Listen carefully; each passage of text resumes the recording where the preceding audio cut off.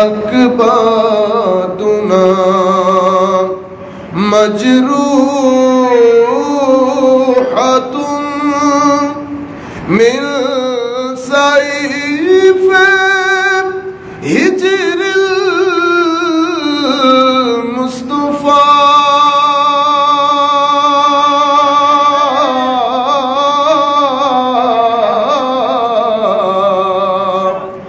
तूबा लि अहले बल्दति फीहा नबियुल मुहतशमी अल्लाहुम्मा सल्ली अला सय्यिदिना मौलाना मुहम्मद व अला सय्यिदिना मौलाना मुहम्मद। मेरे करीम से गर कुतरा किसी ने मांगा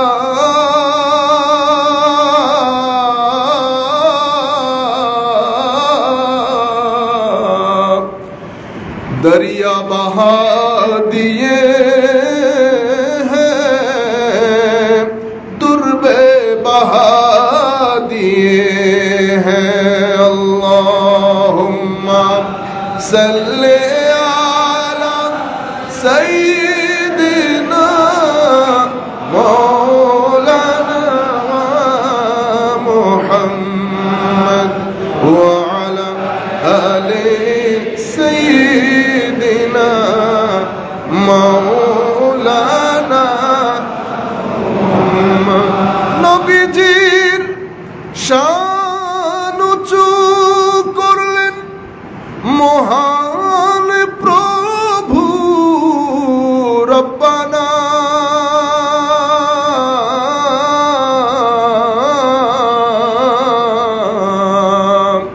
ওয়ারফা'না লাকা যিকরাক কুরআন পাকের ঘোষণা। আল্লাহুম্মা সাল্লি আলা সাইয়্যিদিনা মাওলানা মুহাম্মদ ওয়া আলা আলি সাইয়্যিদিনা মাওলানা মুহাম্মদ। বিসমিল্লাহির রহমানির রহিম। ফালইয়াউমা নুনাজ্জিকা বিবাদানিকা লিতাকুনা লিমান খালফাকা আয়া ওয়া ইন্না কাসীরাম মিনান নাসি আন আয়াতিনা লাগাফিলুন। সাদাকাল্লাহু মাওলানাল আযীম ওয়া সাদাকা রাসূলুহুন নবিয়্যুল হাবিবুল কারীম ওয়া নাহনু আলা যালিকা লামিনাশ শাহিদিন ওয়াশ শাকিরিন। রব্বি সাল্লি ওয়া সাল্লিম ওয়া বারিক আলাইহি। উপস্থিত ঐতিহ্যবাহী ফকিরবাড়ি দরবার শরীফ জামে মসজিদের আজকে অনুষ্ঠিতব্য জুমার সম্মানিত মুসল্লিয়ানি কেরাম, বিশেষ করে অত্র দরবারের সম্মানিত পীর সাহেব হুজুর আলহাজ ফকির মুসলিম উদ্দিন নুরি শাহ অলভি মদ্দা জিল্লুহুল আলী সাহেব কেবলা, অত্র মসজিদের সম্মানিত ইমাম এবং খতিব মহোদয়, অত্র মসজিদের সম্মানিত খাদিমিন, সম্মানিত মুয়াজ্জিন, দূর দূরান্ত থেকে যারা আমাদের এই আলোচনা এখন শুনছেন অথবা পরবর্তীতে শুনবেন, বিশেষ করে মুসল্লিয়ানে কেরামদের মধ্যে আমাদের সম্মানিত মুরব্বীগণ, আমরা সকলের প্রতি সশ্রদ্ধ সালাম রেখে আমাদের আজকের আলোচনা শুরু করছি। আসসালামু আলাইকুম ওয়া রাহমাতুল্লাহি তাআলা ওয়া বারাকাতুহু। আমরা আজকে আমাদের বক্তব্য শুরুর আগে যেই দরবারের জামে মসজিদে আমরা আজকে একীভূত হয়েছি, একত্রিত হয়েছি, সেই দরবারের বিশেষ করে হুজুর ইমাম বারু ফকির রহমতুল্লাহি আলাই, ফকির ইমামউদ্দিন নুরি রহমতুল্লাহি আলাই, ফকির শামসুদ্দিন রহমতুল্লাহি আলাই, ফকির সফরউদ্দিন রহমতুল্লাহ আলাই, আলহাজ ফকির মহিউদ্দিন সাহেব, আমি সবাইকে শ্রদ্ধা ভরে স্মরণ করছি। এবং যে সমস্ত বুজুর্গানে দিন কবরের মধ্যে আরাম ফরমা আছেন, মাজারে পাকের মধ্যে আরাম ফরমা আছেন, আমরা আল্লাহর দরবারে দোয়া করি মাওলাই করিম যেন ওনাদের রফে দরজাত দান করেন এবং ওনাদের ফুয়ুজাত দিয়ে আমাদের সিনাকে ধন্য করেন। সম্মানিত উপস্থিতি, বিভিন্নভাবে আমি যখন এখানে আসতেছিলাম, আমাকে আমাদের শফিক ভাই বলেছেন এইরকম একটা টপিকের কথা বললে ভালো হয়। আবার কোথাও যখন আমাদের এই ধরনের কোনো প্রোগ্রাম হয়, আপনারা প্রচুর মেসেজ দিয়ে সাবজেক্ট নির্ধারণ করে দেন, প্রত্যেকে যে সমস্যায় থাকেন সেই সমস্যাগুলোর কথা তুলে ধরেন। আল্লাহ পাকের মেহেরবানি, আমরা চেষ্টা করেছি গত প্রায় 19-20 বছর হয়ে গেছে, 2005 থেকে আমরা বোধহয় কাজগুলো শুরু করেছি। মোটামুটি আপনাদের যা যা কিছু জানা দরকার সব কিছু বক্তব্য আকারে আমাদের পেজের মধ্যে আছে, আরো বেশ কিছু পাইপলাইনের মধ্যে আছে। কিন্তু আল্লাহ পাকের কোরআন এত আজিব, আমাদের সমস্ত বক্তব্যগুলা যদি একসাথে করি তো কোরআনের বার ফুটা যেটা নিচে দিয়েছি সেটা সমতুল্য হবে না। সেই কারণে প্রত্যেক ব্যক্তি চেষ্টা করে যতটুকু সম্ভব কোরআনে পাকের উলুমগুলো মানুষের সামনে তুলে ধরার জন্য। তো আমরাও চেষ্টা করি যে আপনাদের বক্তব্য এবং আমাদের যে ধারাবাহিক টপিকগুলা সেগুলো একটা একটা করে মানুষের সামনে নিয়ে আসার জন্য। আমরা আজকে যে বিষয়ে আলোচনা করার সিদ্ধান্ত নিয়েছি সেটা হবে আয়াত এবং রব্ত। আয়াত এবং রব্ত। আয়াত মানে নিদর্শন, রব্ত মানে কানেকশন। আয়াত মানে হচ্ছে নিদর্শন, নিদর্শন মানে এমন কিছু জিনিস যেটা আপনি দেখে আপনার ভিতরে আল্লাহ রাব্বুল আলামিনের মহব্বতের ঢেউ উঠে। আল্লাহ রাব্বুল আলামিনের মহব্বতের ঢেউ উঠে। আপনি দেখেছেন একটা জিনিস, কিন্তু ওইটা দেখার পরে আপনার ব্রেইনে ওই বিষয়ে কাজ করছে না, আপনার ব্রেইন স্ট্রেইট ওয়ে চলে গেছে খালেকে কুলের দিকে, মানে যিনি বানিয়েছেন আছেন একজন, কিন্তু আপনি দেখছেন ফ্যানের দিকে, চোখ ফ্যানের দিকে, ব্রেইন কিন্তু ফ্যানে নাই। ব্রেইন অনেক পিছনে, কে বানালো, কে বানালো, কেন এমন হলো, কে সেই সত্তা, এটাকে আয়াত বলে। এটাকে আয়াত। আয়াত আপনাকে অবশ্যই রব্তের দিকে নিয়ে যাবে, আপনাকে একটা জায়গায় গিয়ে কানেক্টেড করে দেবে। সে বিষয়টা আজকে আল্লাহ পাক যদি দয়া করেন আমি আমার মতো করে চেষ্টা করব বলার জন্য। সাথে আপনারা যে বিষয়গুলো নির্ধারণ করেছেন সেটার ব্যাপারে একটু একটু করে টাচ দেওয়া জরুরি বলে মনে করি। আমি বাংলাদেশে বর্তমানে প্রায় 20 থেকে 22 কোটি মানুষ বাস করে। আমরা যদি সেটাকে আরো কনস্ট্রিক্ট করি, 20 করোড়ের মধ্যে সীমাবদ্ধ করি, লিমিট করি, 20 কোটির মধ্যে আমাদের এখানে প্রায় 95% মুসলমান। 20 কোটির মধ্যে 95% মুসলমানের মধ্যে আমাদের এখানে মাদ্রাসায় পড়ে সর্বোচ্চ 30%। 100-এর মধ্যে 25 to 30% মাদ্রাসায় পড়ে। বাকি ওভারওয়েলমিং মেজরিটি ইনারা এখানে মাদ্রাসায় পড়ে না, ওনারা স্কুল কলেজে পড়ে। এটাকে আমরা নাম দিয়ে দিয়েছি সেকুলার এডুকেশন, এটাকে নাম দিয়ে দিয়েছি ইসলামিক এডুকেশন। এটা আমাদের বানানো নাম। আমার ছেলে যেটা মাদ্রাসায় যায় সেটাকে নাম দিয়েছি মাদ্রাসা, সেটা স্কুলে যায় সেটাকে নাম দিয়েছি স্কুল। কিন্তু স্কুলে অনুবাদ যদি বাংলায় করেন হয় বিদ্যালয়, ঠিক সেভাবে মাদ্রাসাকেও যদি বাংলায় অনুবাদ করেন হবে বিদ্যালয়, মাদ্রাসাকে যদি ইংরেজি করেন হবে স্কুল, স্কুলকে যদি আরবি করেন হবে মাদ্রাসা। মানে যেটা লাও সেটা কদু। আমাদের এখানে একটা ঢং আর কি, এটা একটা ঢং। আমরা আরবির শব্দগুলা শুনলে স্বাভাবিকভাবে আমাদের একটা ইমোশন কাজ করে। কেন? কারণ আমরা সুফিয়াই কেরামের মাধ্যমে দিন পেয়েছি, আউলিয়াই কেরামের মাধ্যমে দিন পাওয়ার কারণে আমাদের এখানে আদবের পরিমাণ বেশি। সেই কারণে আমরা পা টেনে কোরআন পড়ি না। পা টেনে কোরআন দরকার হলে পড়বো না, কিন্তু পা টেনে কোরআন পড়বো না। এভাবে পাকে টেনে কোলের মধ্যে নিয়ে আমরা কোরআন পড়ি না। আমরা বাবাকে নাম ধরে রাখি না, বাবাকে নাম ধরে আমরা আমাদের যারা বড় তাদেরকে কিন্তু নাম ধরে রাখি না। এটা আমাদের রগে রগে আদব, এটা পৃথিবীর খুব কম সংখ্যক দেশে আপনি দেখবেন এই আদব, এই মহব্বত, এই প্রেম। কেন? কারণ আমাদেরকে আমাদের মুরব্বী যারা দিন শিখিয়েছেন, ওনারা 1 কাপ দিন শিখালে 3 কাপ আদব শিখিয়েছেন। 1 কাপ দিন শিখালে 3 কাপ আদব শিখিয়েছেন। সেই কারণে আমরা বাবা তো দূরের কথা, বড় কেউ যদি আমাদের পাশে বসে, আমরা পায়ের উপর পা তুলেও বসি না, ক্রস লেগ বসি না। আমার এখনো মনে পড়ছে, আমার শিক্ষক ইংল্যান্ডের মধ্যে আমাকে জিজ্ঞেস করতেছে, তুমি আমার সামনে বসলে অসুবিধা কি? আল্লাহ অসুবিধা আছে বলে তো আমি বলি নাই। তো বসবে না কেন? আল্লাহ মানা আছে। কেন মানা? আল্লাহ আমাদেরকে, আমাদের যারা মুরব্বী, ফোর ফাদার্স, ওনারা শিখিয়েছেন, বড় শিক্ষক যেখানে বসবে আমরা যেন ত্রিসীমানার মধ্যে না বসি, দাঁড়িয়ে থাকি। এই কথা বলার পরে শিক্ষক উঠে আমাকে জড়িয়ে ধরেছেন। শিক্ষক উঠে আমাকে জড়িয়ে ধরেছেন। কেন? কারণ পাথর হৃদয়ের মধ্যে আপনি আদব মহব্বত দিয়ে পানি ফুটিয়ে দিতে পারবেন।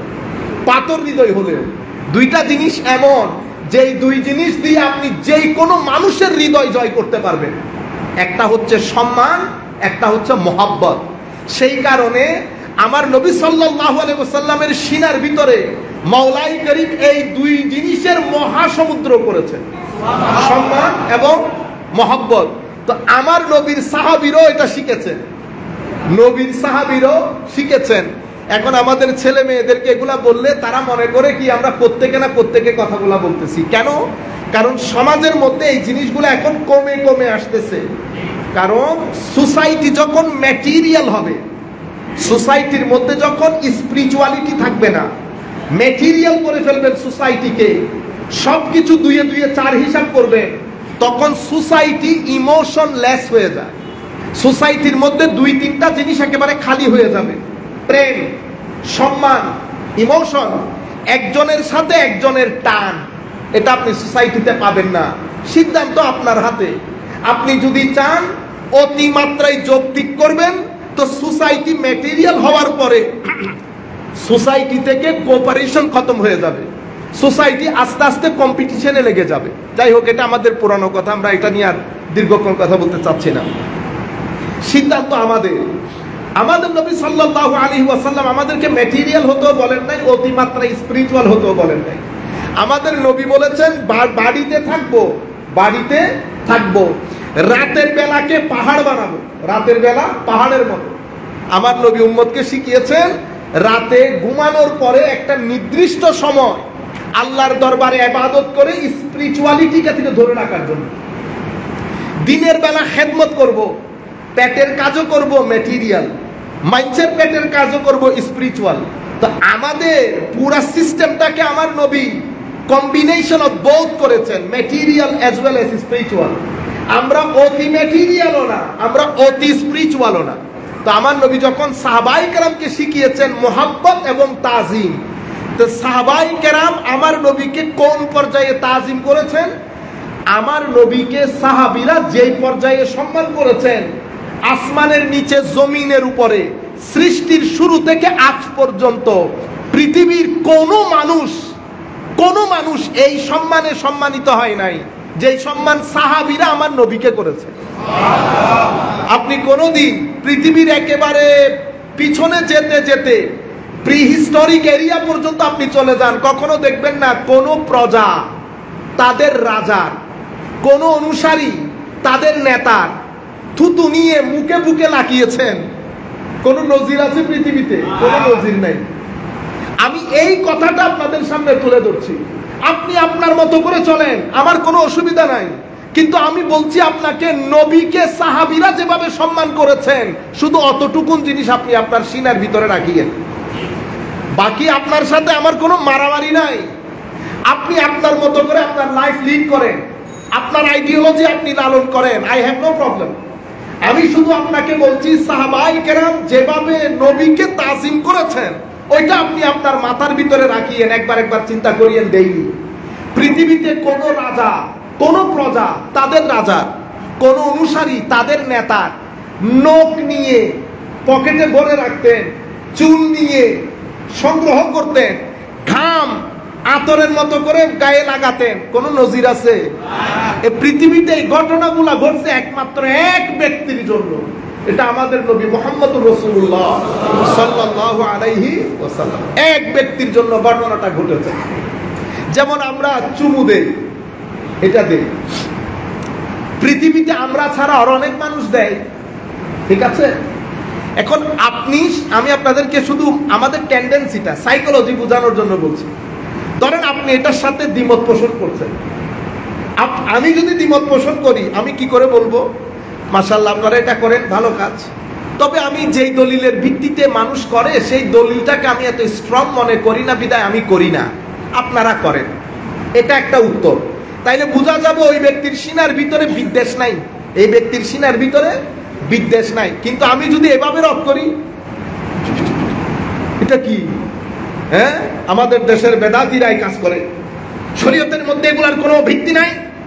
আপনি যখন এই কথাগুলো বলবেন তখন আমি বুঝবো আপনি দলিল দেওয়ার যে রীতিনীতি সেটা নষ্ট করে সন্ত্রাসবাদিতার দিকে চলে গেছে। এটাকে বলে একাডেমিক ডিসঅনেস্টি। আমি যদি আরো কঠিন করে বলি তো বলবো একাডেমিক টেরোরিজম। একাডেমিক টেরোরিজম, আপনি কথাটাকে যেভাবে প্লেস করা দরকার। যেমন আমি যদি বলি, আছেনি কোনো মায়ের ছেলে, আসো আমার সামনে বসে, ফার্স্ট লাইন পড়তে পারলে 10 লক্ষ টাকা দেবো, ও এটা একাডেমিক জায়গা। এখান যেখানে বসে উলামায়ে কেরাম কথা বলেন, এটা আমার নবীর মিম্বর, আমার নবীর মতো ভদ্র এই কথা বলতে পারলে আমার নবী বলতে পারতেন, কিন্তু আমার নবী কখনো এই কথা বলেন নাই। কি বলেছে জানেন? এত জ্ঞান আমার নবীকে আল্লাহ দেওয়ার পরে কত জ্ঞান দিয়েছেন, আমি শুধু সিম্পল আমাদের ছাত্রদের জন্য বলছি। আমাদের ছেলেরা কি বলে, হ্যাঁ আমার এখন কানে বাজতেছে, আমাদের অনেক ছেলেগুলো জানে, বিজ্ঞানের কোনো কিছু ইউরোপিয়ানরা আবিষ্কার করলে মুসলমানরা বলা শুরু করে এটা কোরআন শরীফে আছে। তো এটা কোরআন শরীফে থাকলে আপনি আগে কেন আবিষ্কার করলেন না? আপনারা বুঝতে পেরেছেন? প্রশ্নগুলা কিন্তু সেন্স মেক করে, প্রশ্নগুলা সেন্স মেক করে, কিন্তু যারা প্রশ্নগুলা করেন তারা এক ধরনের বিদ্বেষ লালন করেন। অতি ওয়েস্টার্নাইজ হওয়ার কারণে, অতি মাত্রায় নিজেদেরকে ইন্টেলেকচুয়াল মনে করার কারণে আমরা এই কথাগুলা ঠুস করে বলে ফেলি। মনে রাখবেন, সভ্যতা একটা চাকার মতো ঘুরে। এখানে ওয়েস্ট আসার আগে পৃথিবীতে আরেক দল, আরেক জাতি সভ্য ছিল, দীর্ঘদিন পৃথিবীকে শাসন করেছে। মুসলমানরাও এসেছে, মুসলমানদের আগে রোমানরাও এসেছে, এর আগে চলে গেলে গ্রিস, গ্রিসের মধ্যে এখন কেউ যায়, কেউ যাবে গ্রিসের মধ্যে, খুব সুন্দর দেশ, আপনার দেখতে সুন্দর লাগবে কিন্তু থাকতে ভালো লাগবে না, কেন এটা নাই? কিন্তু এই গ্রিস এক সময় পৃথিবীর সবচেয়ে সভ্য জাতি ছিল না। এটা হচ্ছে এভাবে ঘোরে, এভাবে ঘোরে। তো পৃথিবীতে বর্তমানে এই দায়িত্ব ওয়েস্টের হাতে পড়েছে। ওয়েস্ট এখন ওই জ্ঞান বিজ্ঞান গবেষণাকে আগিয়ে নিয়ে যাচ্ছে।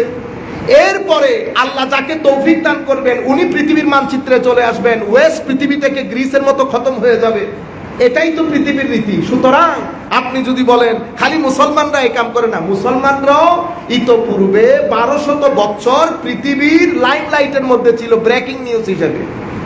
এখন নাই, কালের আবর্তে আমি ধরে রাখতে পারি নাই, পড়ে গেছি, কোনো এক সময় হয়তো আবার উঠে দাঁড়াবো। কিন্তু আমি বলতে চাচ্ছি, যেটা আপনি আজকে আবিষ্কার করেছেন সেটা যদি আমার কোরআনের মধ্যে থাকে তা আমার বলতে অসুবিধা কি? আপনি বুঝতে পেরেছেন? আমি দুই একটা উদাহরণ আপনাকে দিলে আপনারা বুঝতে পারবেন। আপনি আমার নবী সাল্লাল্লাহু আলাইহি ওয়াসাল্লামের ইলম দেখেন। আমার নবী সাল্লাল্লাহু আলাইহি ওয়াসাল্লাম ইরশাদ করছেন, মানুষের শরীরের মধ্যে 360 জয়েন্ট থাকে, হাড়ের জোড়া, হাড়ের জোড়া। কিছুদিন আগে পৃথিবী বলেছে 340। বর্তমানে এটা একটা এস্টাবলিশ ফ্যাক্ট হয়ে গেছে যে মানুষের শরীরে 360টি জোড়া আছে এখন। কিন্তু আপনি কিছুদিন পিছনে গেলে তখনও বলেছে 340টা। এখন বিজ্ঞান তার গবেষণার মাধ্যমে এই জায়গায় এসেছে যে মানুষের শরীরে নিঃসংক চিত্তে কোনো ধরনের সন্দেহ ছাড়া 360 জোড়া আছে। এতটুকু বুঝেছেন আপনারা?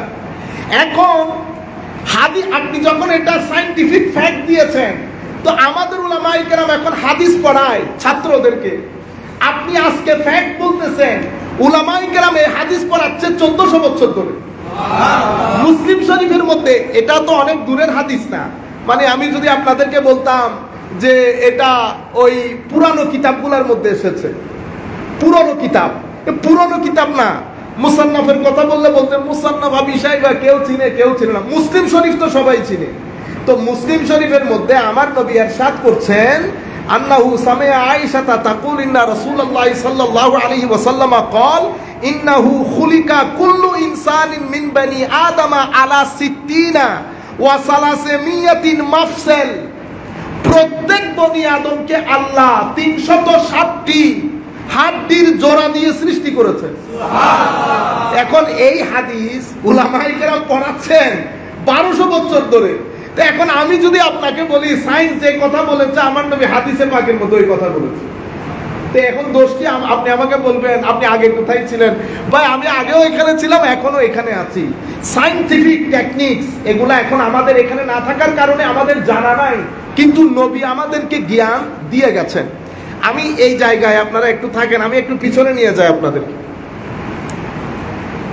ডক্টর মরিস বুখেন, আপনারা এখানে বুকাইলি বলেন, উনি অনেক বড় একজন সায়েন্টিস্ট, বিশ্ব বরেণ্য সায়েন্টিস্ট।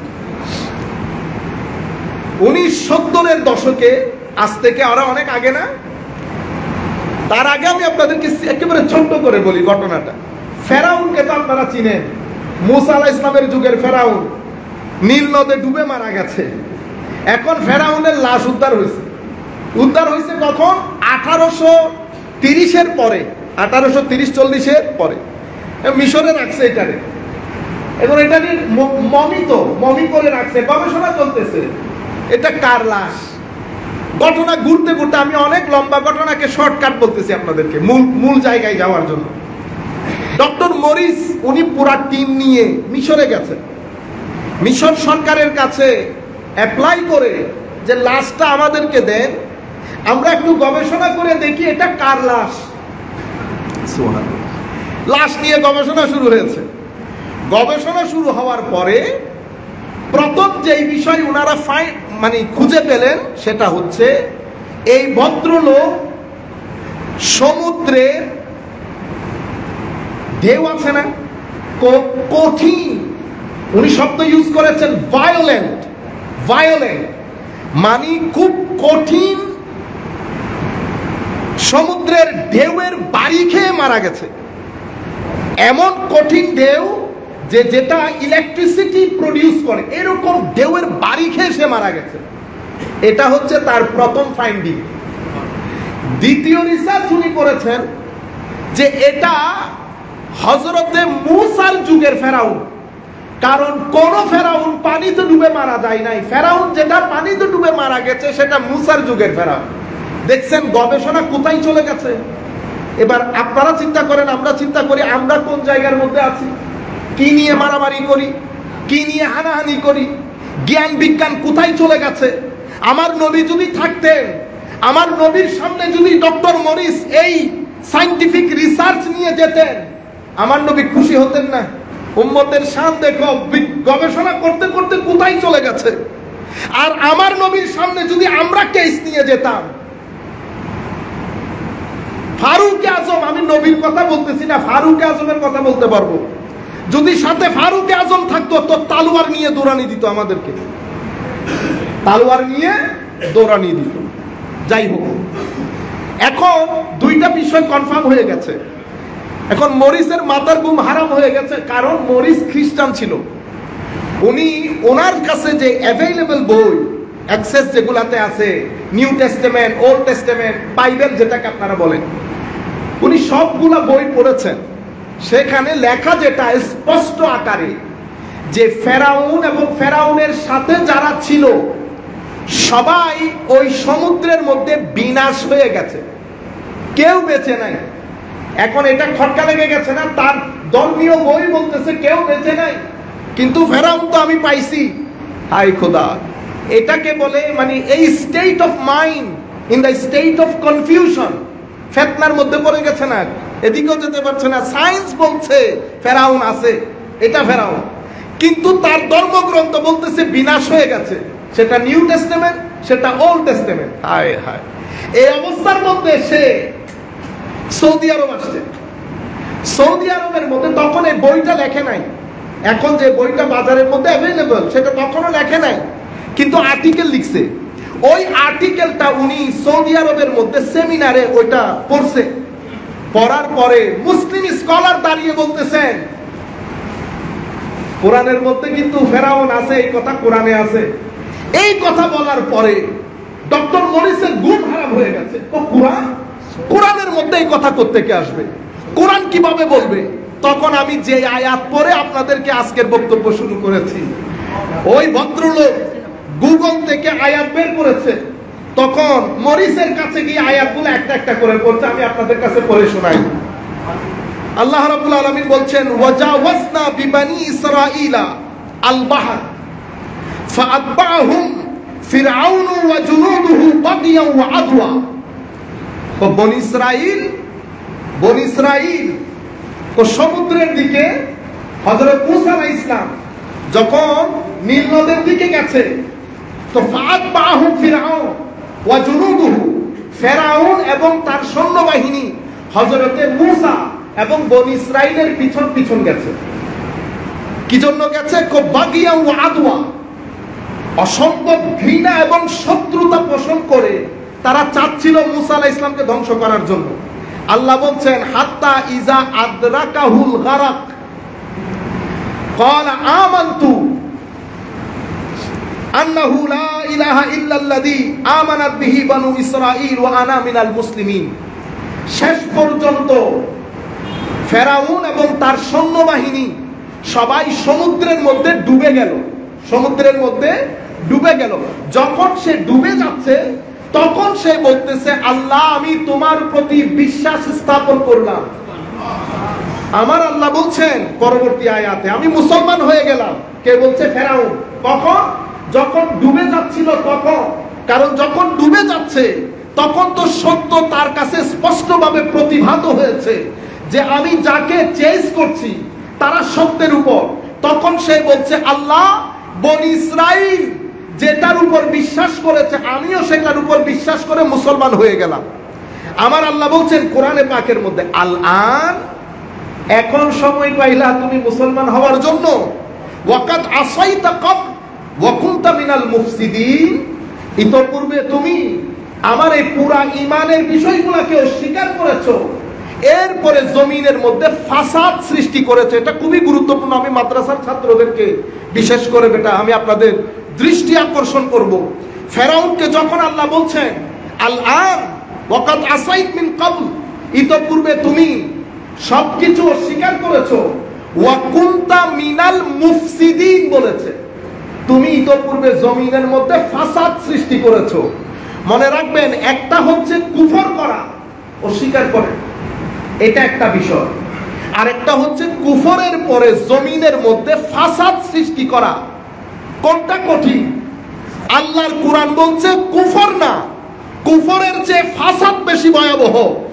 যদি সে শুধু কুফর করত, নবীর সাথে বিয়াদবি না থাকতো, নবীর যারা অনুচর সহচর ছিলেন তাদের সাথে যদি বিয়াদবি না থাকতো, হয়তো আল্লাহ তাকে তখন সুযোগ দিয়ে দিতেন, তাকে তখন সুযোগ দিয়ে দিতেন। কারণ ইতপূর্বে আমরা দেখেছি আমার আল্লাহ সুযোগ দিয়েছেন। আমার নবীর দরবারে এক ইহুদির ছেলে অজুর পানি দিত, অজুর পানি। আমার নবীর দরবারে মুসলমান ছিলেন না? ছিলেন। আমার নবীর হায়া দেখেন, ভদ্রতা দেখেন, বলতেও পারে নাই যে তুমি ইহুদির ছেলে, তুমি ইচ্ছা করলে দিন কবুল করো, তুমি কেন আমাকে অজুর পানি দিবা? আমার চোখ বন্ধ করে শুধু আমার নবীর ভদ্রতা এবং হায়া, আমরা স্যালুট করি আমার নবীর ভদ্রতার উপর, আমরা স্যালুট করি আমার নবীর হায়ার উপর। দোয়া করি আল্লাহর দরবারে মাওলাই করিম যেন আমার নবীকে যে হায়া এবং ভদ্রতা দিয়েছেন আল্লাহ যেন কিঞ্চিত পরিমাণ আমাদের প্রদান করেন। ইহুদির ছেলেকে আমার নবী বলতেই পারলেন না। আমরা সবাই বেটা, আপনারা আমার বয়সী যারা আছেন, মিলাই দেখেন তো আমাদের চরিত্রের সাথে মিলে কিনা। আজকে সকালবেলা থেকে এই পর্যন্ত কয়জনকে গালি দিয়েছেন একবার চিন্তা করে দেখেন। এরপরে যদি আপনি এখানে জুমার মসজিদে এসে মাজারে পাকের মধ্যে এসে উল্টা লটকে যান, আল্লাহ কি আপনার কথা শুনবে? শুনবে না। আমার নবী সাল্লাল্লাহু আলাইহি ওয়াসাল্লাম ইরশাদ করছেন, এক ব্যক্তি দীর্ঘ সফরের পরে কালিমাকা ধুলোয় মুখ, আল্লাহ হাত তুলেছে আল্লাহর দরবারে, আল্লাহ আল্লাহ আল্লাহ করছে। আমার নবী বলছেন, মালবাসুকা হারাম, মাতআমুকা হারাম, মাশরাবুকা হারাম। তোমার লেবাস হারামের উৎস থেকে আয়কৃত, তোমার খাওয়া দাওয়া হারামের উৎস থেকে, তোমার পানীয় হারামের উৎস থেকে। আন্না ইস্তাজাবু লাক, আল্লাহ কিভাবে তোমার দোয়া কবুল করবে? আপনারা বুঝতে পেরেছেন? আল্লাহর একটা গ্রামার আছে। সম্মানিত উপস্থিতি, আমার নবী সাল্লাল্লাহু আলাইহি ওয়াসাল্লাম ওই ইহুদির ছেলেকে কখনো বলেন নাই তুমি ইসলাম কবুল করো। সে আমার নবীকে পানি দিতেন, আমার নবী সাল্লাল্লাহু আলাইহি ওয়াসাল্লাম ওযু করা হলে জুতা মুবারকগুলো সোজা করে দিতেন। এই ইহুদির ছেলে অসুস্থ হয়ে বেশ কিছুদিন আমার নবীর দরবারে আসে নাই।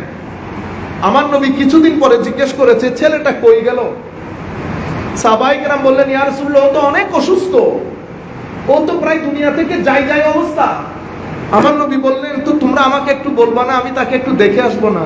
হায় হায়, কাশ আমাদের বেলায় যদি, আমার নবী তো রুহানি ভাবে আসতে পারবেন, কাশ আমাদের বেলায় যদি বলতো আমি একটু দেখে আসতাম। হ্যাঁ, তাহলে তো আমরা একবার না, আমরা বছরে 12 মাসে 13 দিন অসুস্থ হওয়ার জন্য আল্লাহর দরবারে দোয়া করতাম। হ্যাঁ, এক সাহাবী আমার নবী বলতেছেন, প্রত্যেক টেনশন বলেন, অসুস্থতা বলেন, মানসিক পীড়া বলেন, রাস্তাঘাটের মধ্যে কাটা বিঁধে কষ্ট পাওয়া বলেন, সবকিছু দিয়ে আল্লাহ মুমিনের গুনাহ ক্ষমা করেন।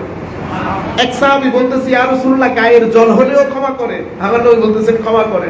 আল্লাহর দরবারে হাত তুলে বলতেছে, আল্লাহ আমার মৃত্যু পর্যন্ত এমন রোগ দান করো যেটা আমাকে ফরজ নামাজ, ফরজ জিনিস আদায় করা থেকে বাধা সৃষ্টি করবে না, কিন্তু রোগ আমার সাথে থাকবে। রাবায়াতের মধ্যে সে আসতেছে, মৃত্যুর আগ পর্যন্ত ওই ব্যক্তির গা সবসময় গরম থাকতো। আল্লাহর দরবারে দোয়া করছে, কারণ এটা বুখারী রিওয়ায়াত, মা ইউসিবুল মুসলিমা মিন নাসাবিন ওয়ালা ওয়াসাবিন ওয়ালা হামমিন ওয়ালা গাম্মিন। যা কিছু আপনার জীবনে ঘটে, অসুস্থতা, দুঃখ, দুর্দশা। আরেক রিওয়ায়াতের মধ্যে আমার নবী বলতে বলতে এতটুকু বলেছেন যে আপনি কোন একটা জিনিস এক ডেস্কের মধ্যে রেখেছেন, কিন্তু ভুলে আরেক ডেস্কের মধ্যে খুঁজতেছেন, টেনশন ক্রিয়েট হয়েছে। ওই টেনশন দিয়ে আল্লাহ মুমিনের গুনাহ ক্ষমা করে দেন। সুবহানাল্লাহ, ওই টেনশন দিয়ে আল্লাহ মুমিনের গুনাহ ক্ষমা করে দেন। আমার নবী সাল্লাল্লাহু আলাইহি ওয়াসাল্লাম তখন গেলেন ওই ব্যক্তির দরবারে। হায় হায়, উনি তখন দুনিয়া থেকে আসা যাওয়া অবস্থা। আমার নবী তার পাশে বসলেন, বসার পরে বললেন, আমি তোমাকে কখনো বলি নাই কালেমার কথা, এখন আমি তোমাকে বলতেছি, তুমি মুসলমান হয়ে যাও। তখন সে চাচ্ছে মানসিক ভাবে, সে এমনিতেই আমার নবীর প্রতি অনেক দুর্বল ছিল। নবীর প্রতি দুর্বল হওয়া ঈমানের সবচেয়ে বড় আলামত। নবীর প্রতি দুর্বল হওয়া ঈমানের আলামত। আল্লাহর ওলিদের প্রতি দুর্বল হওয়া এটা ঈমানের আলামত। আল্লাহর ওলিদের দরবারে অসংখ্য হিন্দু আসা যাওয়া করে। আমাদের ভাইয়েরা বাইরে থেকে কি বলে, একেবারে এত বেশি মহব্বত হইলে কালমা পড়ে ফেলতে বলেন না। হ্যাঁ, হায় হায়, আপনার হিকমত, যদি আপনাকে আল্লাহ দ্বীনের চেয়ারে বসাইতো তো তারা দ্বীন গ্রহণ করেছে, তারাও দ্বীন ছেড়ে চলে যেত, তারাও দ্বীন ছেড়ে দিয়ে চলে যেত। কেন?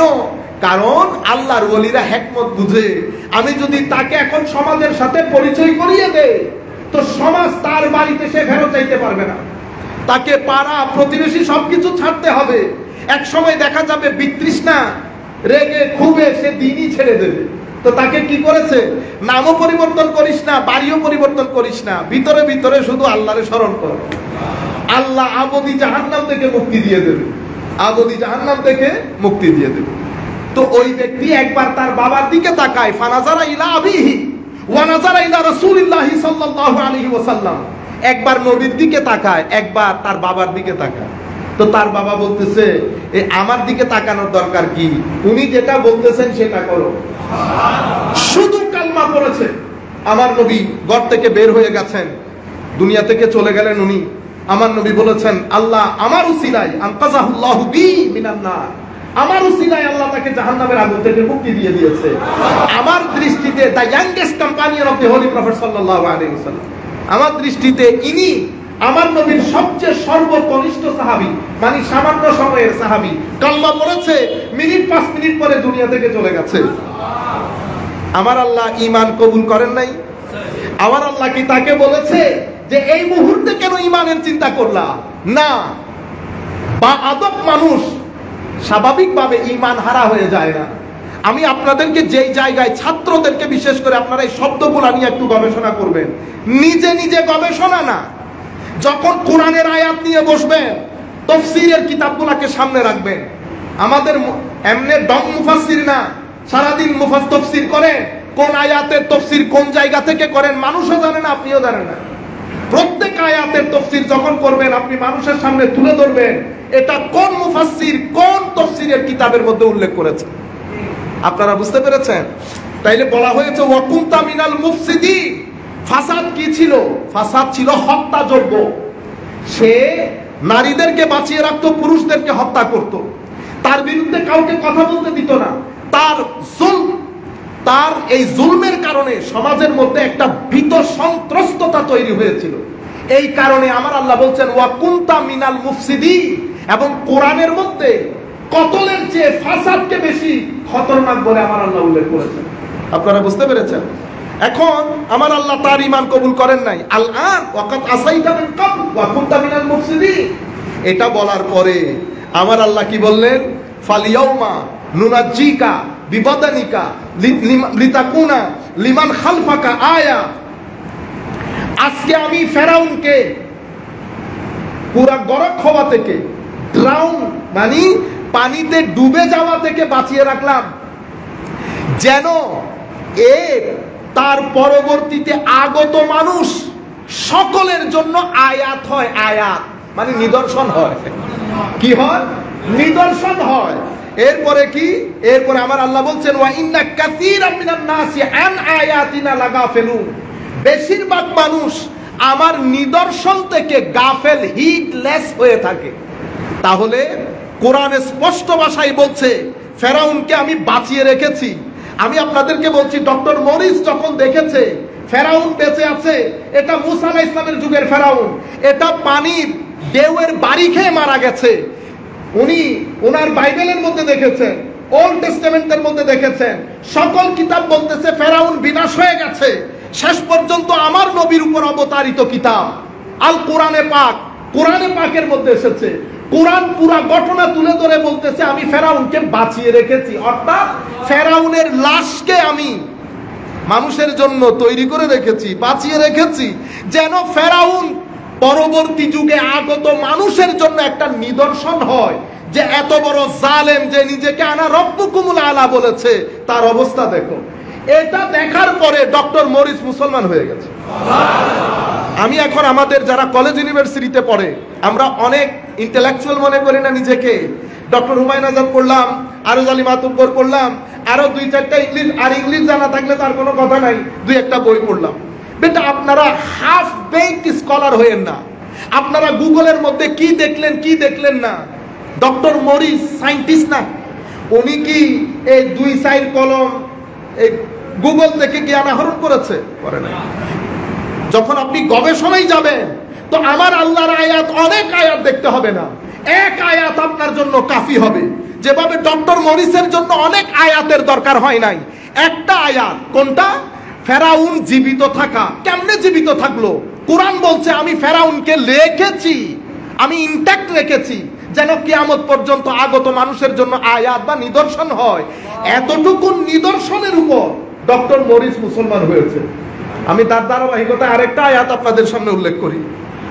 ডক্টর, ওনার নাম হচ্ছে গ্যারি মিলার, ক্যানাডিয়ান বিখ্যাত স্কলার। যারা এই লাইনগুলোতে গবেষণা করে তারা ভালো করে জানার কথা। লজিকের ক্ষেত্রে ডক্টর গ্যারি মিলারের মতো বলো না আনচ্যালেঞ্জড, অতুলনীয় ছিল। আপনি ম্যাথের ক্ষেত্রে ডিবেটের জন্য কেউ ডিবেট করে পারতো না তখন, ক্যানাডিয়ান। তো ওনার অনুচররা, ওনার ছাত্র বা ফলোয়ার যারা আছে সবাই বলেছে আপনি একটা কাজ করেন, আপনি কোরআন শরীফ, এটা কোরআন মুসলমানদের, এটা একটু পড়েন, এখান থেকে আপনি কোরআনের ঐতিহাসিক অথবা ম্যাথমেটিক্যাল কোনো ক্যালকুলেশনের মধ্যে যদি ভুল থাকে আপনি দয়া করে ভুলগুলা বের করে দেন, যেন মুসলমানদের আওয়াজ বন্ধ হয়ে যায়। গ্যারি মিলারকে কোরআন শরীফ দিয়েছে কি কারণে দিয়েছে? কোরআন শরীফকে ভুল প্রমাণ করার জন্য, ভুল প্রমাণ করার জন্য পড়া শুরু করেছে। আস্তে আস্তে সূরা নাহাল পর্যন্ত আসছে, সূরা নাহাল পড়তেছে। তো সূরা নাহালের মধ্যে আল্লাহ বলছে ওয়া আওহা রাব্বুকা ইলান নাহলি আনিত্তাখিজি, মাদ্রাসার ছাত্ররা, আনিত্তাখিজি মিনাল জিবালি বুয়ুতা ওয়া মিনাশ শাজারি ওয়া মিম্মা ইয়ারিশুন সুম্মা কুলি, এরপরে মিন কুল্লি সামারাত ফাসলুকি রাব্বুকি যুলুলা ইয়াখরুজু মিন বুতুনিহা শারাব মুখতালিফান আলওয়ানু ফীহি শিফাউল লিন-নাস ওয়া ইন্না ফী যালিকা লাআয়াতান লিকাওমি ইয়াতাফাক্কারুন। আবারও আয়াতের কথা। সূরা নাহাল, আমি সংক্ষিপ্ত আকারে আপনাদেরকে বলি যেহেতু আমাদের সময় শেষ। সূরা নাহালের মধ্যে আল্লাহ বলছেন এই যে মধু পোকা আছে না, বি, তো মধু পোকার মধু সংগ্রহের কাজগুলা মেইনলি করে মধু পোকার মধ্যে যারা ফিমেল মধু পোকা, তারা কারা? ফিমেল মধু। পুরা প্রসেসের মধ্যে মধু গ্রহণ করে এখানে জমা করা পুরো প্রসেসের মধ্যে কাজটা করে মধু পোকার মধ্যে যারা মেয়েলি মধু, তার মধু পোকা তারা।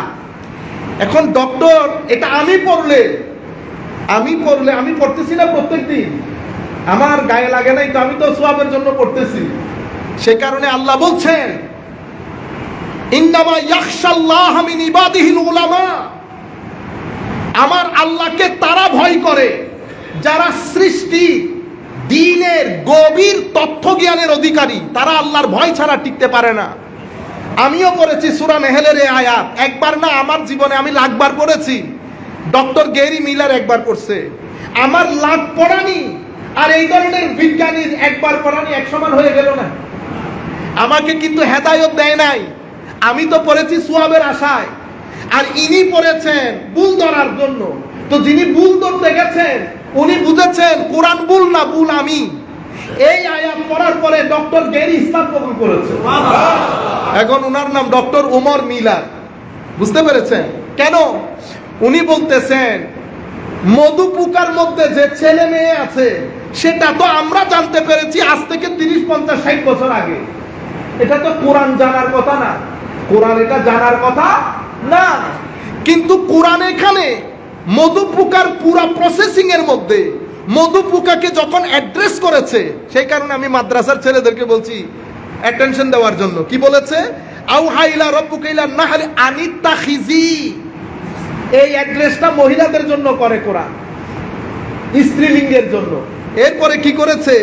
সুম্মা কুলি, সুম্মা কুলি, কুলি এটা মহিলার জন্য। পুরুষ হলে বলতো কুল, পুরুষ হলে কি বলতো? কুল। মহিলার জন্য কুলি। এই দুই আয়াতের মধ্যে আল্লাহ মধু পোকাকে 4 বার সম্বোধন করেছেন। কয়বার? 4 বার। 4 বারই আল্লাহ পুরুষ লিঙ্গ ব্যবহার করে নাই, 4 বারই স্ত্রীলিঙ্গ ব্যবহার করেছে। এই আয়াত পড়ার পরে গ্যারি মিলারের ঘুম হারাম হয়ে গেছে, বিছানায় আর ঘুমাইতে পারে না। মাথার মধ্যে প্রশ্ন একটা, যেই জিনিস আমরা গত 60 বছর আগে জানতে পারলাম সেটা মুহাম্মদুর রাসূলুল্লাহ সাল্লাল্লাহু আলাইহি ওয়াসাল্লাম কোরআনে পাকের মধ্যে 1400 বছর আগে কিভাবে ঘোষণা দিলেন, কিভাবে ঘোষণা দিলেন। আরো অনেক দারুণ দারুণ বিষয় আছে, আমার তো এখানে সময় নাই। পাহাড় নিয়ে কোরআন যে কথা বলেছে এগুলাকে বলে আয়াত। এগুলাকে কি বলে? আয়াত। এটা নিদর্শন। নিদর্শন যখন পারফেক্ট মানুষের হাতে গেছে এটাকে কানেকশনের রূপ দিয়েছে। উনি কার কানেকশন পেয়ে গেছেন? আল্লাহ। আয়াতের মধ্যে আল্লাহ শুধু মধু পোকার জন্য স্ত্রীলিঙ্গ শব্দ ব্যবহার করেছে। এটা যারা সত্য অনুসন্ধানী, যারা সত্য অনুসন্ধানী তাদের জন্য অনেক নিদর্শনের দরকার হয় না। কিন্তু আফসোসের বিষয় হচ্ছে বর্তমান, আমি আপনাদেরকে ওই যে বলেছি 70% আমাদের যারা কলেজ ইউনিভার্সিটিতে পড়ে, বর্তমানে আমরা 3-4 ধরনের ফিতনার মধ্যে জর্জরিত।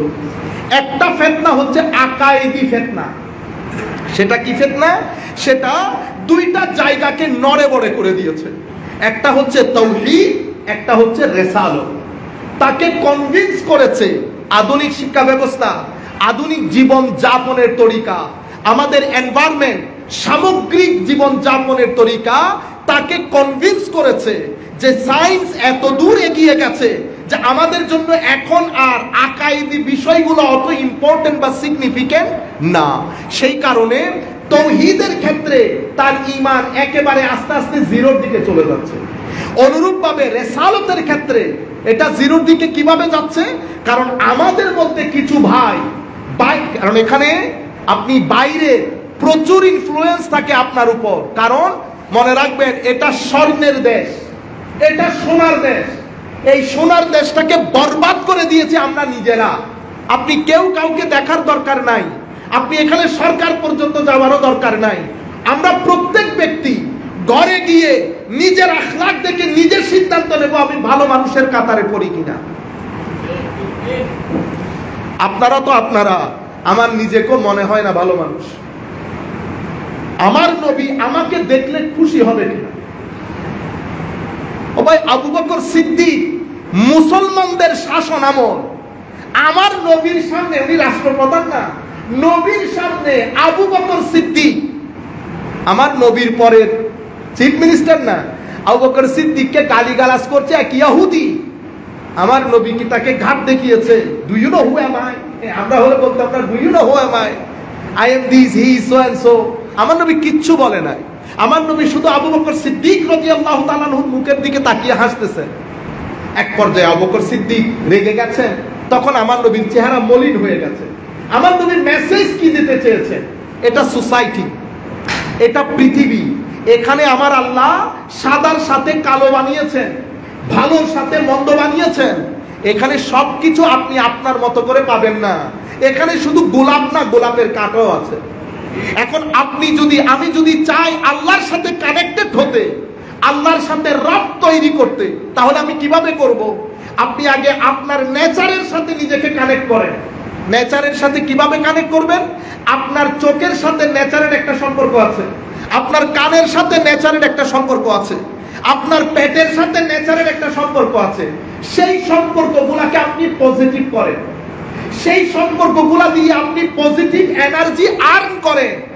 আপনি চোখের সাথে পৃথিবীর সিনারির একটা কানেকশন আছে, পৃথিবীর দৃশ্যমান পৃথিবীর একটা কানেকশন আছে। আমি যদি এই চোখ দিয়ে সারাক্ষণ টিভি সিনেমার মধ্যে থাকি, সারাক্ষণ মোবাইলের মধ্যে থাকি, শ্লীলতা অশ্লীলতার বাউন্ডারি ক্রস করি, তাহলে আপনি কি করলেন? আপনি নেচার থেকে নেগেটিভ এনার্জি আর্ন করে আপনার যেটা এনার্জি স্টোর, সেই স্টোরের মধ্যে আপনি পরিপূর্ণরূপে নেগেটিভ এনার্জি দিয়ে ভরপুর করে দিয়েছেন। আপনি নেগেটিভ এনার্জি দিয়ে স্টোর ভরপুর করে আপনি যদি পজিটিভ এনার্জির স্বাদ নিতে চান, পারবেন? এসি অন্যায়, আপনি এসির স্বাদ নিতে পারবেন? এটা তো একটা গেল। এরপরে আমার পেট, আমার জবান, এটার সাথে হালাল হারামের একটা বিষয় জড়িত। পজিটিভ নেগেটিভ, এটা যে শুধু ধর্ম করেছে তা না। আমি আপনার টাকা আপনার পকেট থেকে নিয়ে নেওয়া, অথবা আপনি কোথাও গচ্ছিত রেখেছেন সেখান থেকে নিয়ে নেওয়া, এটা খারাপ কাজ। এটার জন্য নবী আসতে হয় না, এটার জন্য আমার বিবেক যথেষ্ট। কিন্তু আপনি যখন এই কাজ করলেন, তো আপনি নেচারের সাথে আপনার সম্পর্কটা পরিপূর্ণরূপে নেগেটিভ করে ফেললেন। আমার নবী শুধু এসে আপনাকে বলেছে, বেটা সম্পর্কটা পৃথিবীর সাথে পজিটিভ রাখ। কেন? কারণ তোমার সেটিং এর মধ্যে একটা স্টোর আছে যেটাকে কলব বলে, যে একটা স্টোর আছে যেটাকে নাফস বলে। নাফস নেগেটিভ এনার্জিকে স্টোর করে, কলব পজিটিভ এনার্জি স্টোর করে। নেগেটিভ এনার্জি যদি নাফসের ভিতরে বেশি থাকে, আপনি ডিপ্রেসড হবেন, আপনি অ্যানশিয়াস হবেন। অ্যাংজাইটি, ডিপ্রেশন, এগুলো থেকে আপনাকে কেউ বাঁচাইতে পারবে না। টাকা বলেন, গাড়ি বাড়ি বলেন, কোনো কিছু আপনার ভিতরে, আপনার হৃদয়ের, আপনার ভিতরের জগৎকে শান্তি দিতে পারবে না।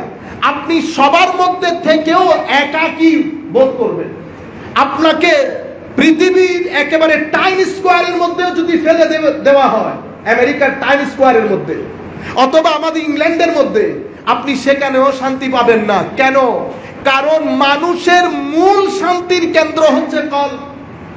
কলবের মধ্যে যদি পজিটিভ এনার্জি না থাকে, আপনি যদি পুরা দুনিয়ার ডাক্তার এবং ওষুধ ওই ব্যক্তির উপর ঢেলে দেন, কাজ হবে না। সেই কারণে আমেরিকা ইংল্যান্ডের মধ্যে এত টাকা পয়সা থাকা সত্ত্বেও সবচেয়ে বেশি মানুষ আত্মহত্যা করে আমেরিকা ইংল্যান্ডে, সবচেয়ে বেশি ডিভোর্স হয় আমেরিকা ইংল্যান্ডে, ড্রাগ ডিলিং আমেরিকা ইংল্যান্ডে, রেপ আমেরিকা ইংল্যান্ডে। কেন? কারণ আপনি আমার নবীর দ্বীনকে বৃদ্ধাঙ্গুলি প্রদর্শন করেছেন। আপনি মডার্নিটি, আপনি আধুনিক জীবন যাপনের তরিকাটাকে আমার নবীর আনিত বিধানের উপরে স্থান দিয়েছেন। As a result of this, আপনি পজিটিভ এনার্জির যে স্টোর সেটাকে ইগনোর করে আপনি পরিপূর্ণ ম্যাটেরিয়াল হতে গিয়ে আপনার নেগেটিভ এনার্জির স্টোরকে পুরাই ফেলছেন। এটার রেজাল্ট কি? এটার রেজাল্ট হচ্ছে আপনার হায়াতে খাবিসা হয়ে গেছে। হায়াত দুই প্রকার, লাইফ দুই প্রকার কোরআনের আলোকে। একটা হচ্ছে হায়াতে তাইয়্যিবা, আমার আল্লাহ কোরআনে পাকের মধ্যে নিজেই বলছেন, মান আমিলা সালিহাম মিন যাকারিন আও উনসা ওয়া হুয়া মুমিন ফালনুহইয়ান্নাহু হায়াতান তাইয়্যিবা। ঈমান থাকবে, আমল থাকবে, হায়াতে তাইয়্যিবা হবে।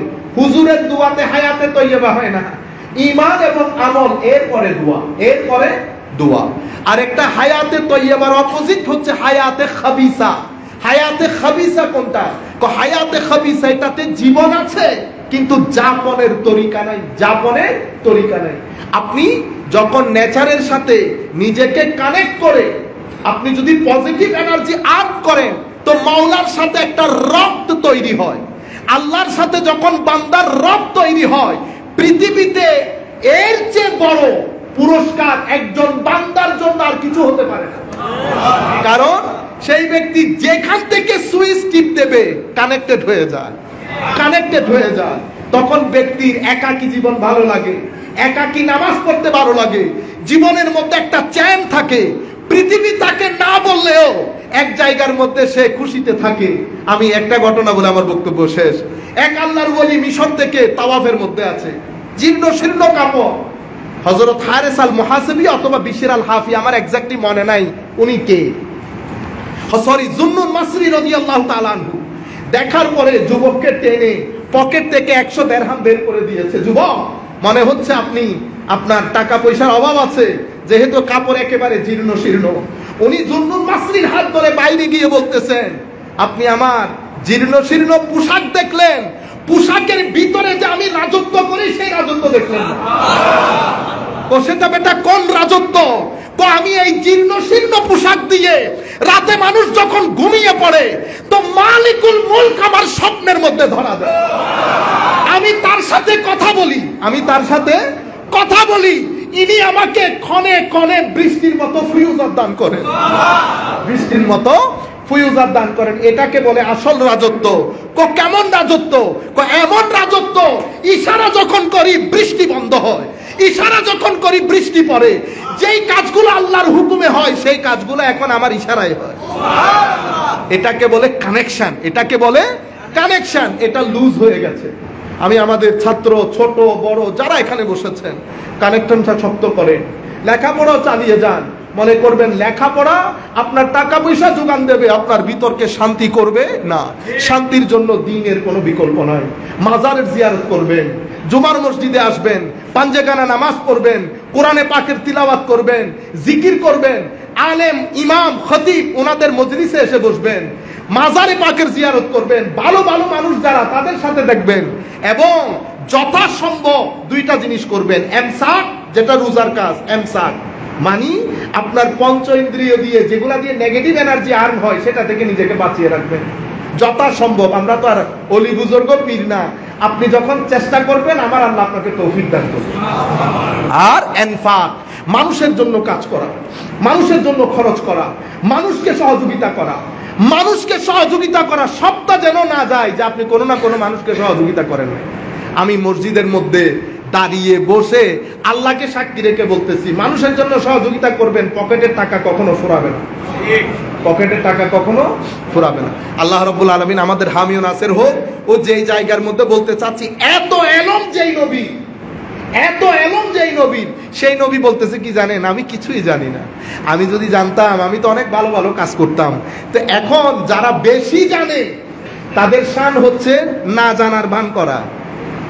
এখন আপনি যদি মনে করেন উনি তো বলছেন উনি কিছুই জানেন না, ও বেকুব, উনি কিছু না জানলে ফেরাউনের যুগে, মুসার যুগের ফেরাউন বেঁচে আছে, উনি এই কথা কেমনে বললেন?